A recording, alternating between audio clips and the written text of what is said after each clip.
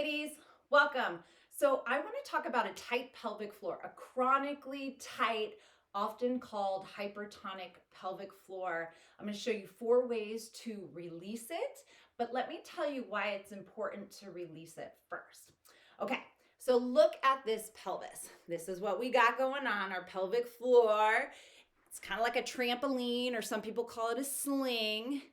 There's the bottom, right? So you have your sit bones, and then we have our pubic bone and our tailbone, okay? You have that. Think of it like a trampoline. So every time you jump or you sneeze, you skip, that trampoline is holding in your organs. It's the bottom of your cylinder, literally holding in all of your organs.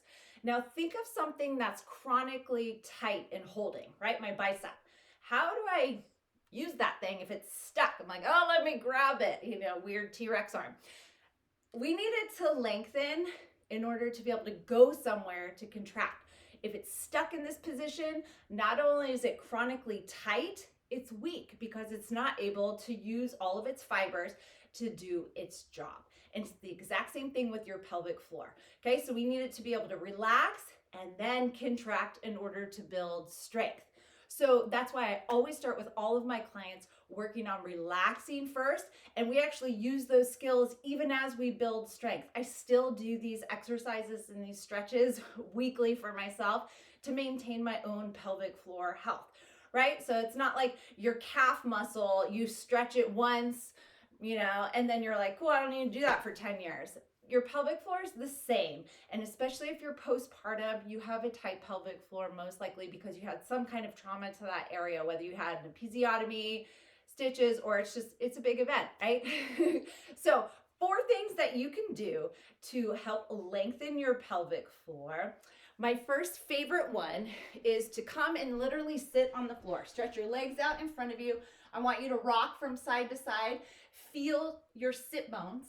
Okay, and then I want you to go forward and back, right? I'm gonna grab my pelvis. So here's the bowl, right? This is the bowl. I want you to tilt it forward, dump the contents out, tilt forward, and tuck under. Now, your pelvic floor, there's a diamond, okay? You have your pubic bone, you have your tailbone, and the sit bones, right? And so that diamond, when you're thinking of it, you may feel an area in the front of your diamond or the back of your diamond, maybe on one side that feels tight, that you can't quite breathe into, and another side that feels more open. The whole thing could be tight, but I just want you to be aware that it's not uncommon to feel tightness only in one area. If you're a booty tucker or a clencher where you walk around a lot like that, the back of your diamond is probably gonna be real tight, okay? That's a very common postpartum posture. So sitting on the floor, literally picking up your sit bones, taking it back. I call these walks, sit bone walks. So what we're doing is we're taking our diamond and we're lengthening it.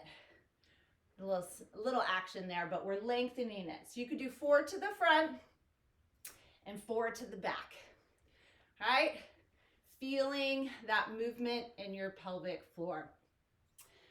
One of the tools I love is a ball. It could be a tennis ball. This happens to be a yoga tuna ball, and you're gonna sit on it. And the ball goes inside, so your gluteal cleft, right, your butt cheek, right? It's going right on the inside of it, and you're sitting on it.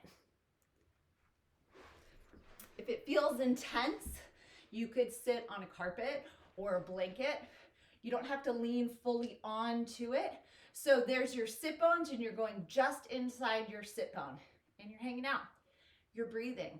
As you inhale, I want you to think about your breath going down, and that's when your pelvic floor widens, right? Because your lungs draw in air, pressure increases. All right, so you can spend a few minutes literally sitting on that ball, making sure that you do both sides. This is a very effective way to not only help with your outer gluteal muscles, but to get inside of that pelvic floor, right? We're working on it from the outside of the body, but we can still deeply affect those muscles of the pelvic floor. So this is a great one with a ball. My second favorite is a foam roller if you have one, and you're gonna straddle the foam roller, right? So you can straddle it, right? It has that little dome up, and I want you to do a clock tilt. So you're gonna go to the front, 12 o'clock, we go 3 o'clock, 6 o'clock, 9 o'clock, right? So we're tilting our pelvis to the side, to the back, to the side. You can start there, going in different directions. You can take your legs a little bit wider and roll. And notice, as you're doing this, how the pressure slightly increases when you inhale. And as you exhale, your pelvic floor just naturally goes up slightly because the breath is relieved. The lungs are going up. There's not so much pressure down into your trampoline. Okay, so this is another excellent way to do some myofascial release, some softening of your pelvic floor. The other ones that I absolutely love, and they're stretches, is to take the leg out to the side, and I'm tilting. I'm taking my pelvis down and up, right? So I'm tilting down and up. You can have your pelvis be level, and then I want you to rock back, and you're gonna inhale and exhale, come forward. So as you inhale and sit back, you could stay there and breathe. Your diamond, as you inhale, expanding, breathing into that diamond, softening, creating space, right? Making sure you always do both sides. You can rock back, take those tilts, right? And you're rocking back, breathing into the leg that's extended. You're breathing into that diamond. Now, if it's hard to feel, you're not alone. It's really common. Just keep doing it.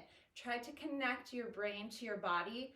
I like to use the ball or the roller first because you actually have proprioception. You have those nerve endings that they've been affected. That's a great way to connect your brain to your body. And then when you're out in space, trying to breathe into your pelvic floor, you still have that memory of that proprioception and you can breathe into it. Okay, so these rock backs with one leg out. Excellent. You can take a bigger stance, leg out to the side, and here we go. We're tilting down. So here's our diamond, and we're tilting it. So I'm dropping it down, and then breathing, right? Inhale, and really try and relax. You're gonna get your adductors, which attach up to your pelvis. Great, they're also part of the experience. There's no one part of your body that works independently, okay? So these lunges, take some tilts. These are wonderful. Make sure you do both sides, okay? You can lunge, start there, tilt, start there. Wonderful, wonderful way to feel the difference in both of your pelvic floors, both sides, but to just make sure you're attending to the whole thing and noticing if you get more openness, all right? I recommend doing these before you exercise, before you put your kid, or if you already have your kid in the stroller and then you're gonna go for a walk, do a couple of these rocks to the side. You can put your foot up on a chair, lengthen, get some space in your pelvic floor. Do this several times a week. It will get better. You'll get more skilled at feeling what's actually happening, and it's going to help your body in the long run. It's going to help your pelvic floor when you do go to contract and actually strengthen those muscles. You'll have somewhere to go. All right, feel good, mamas.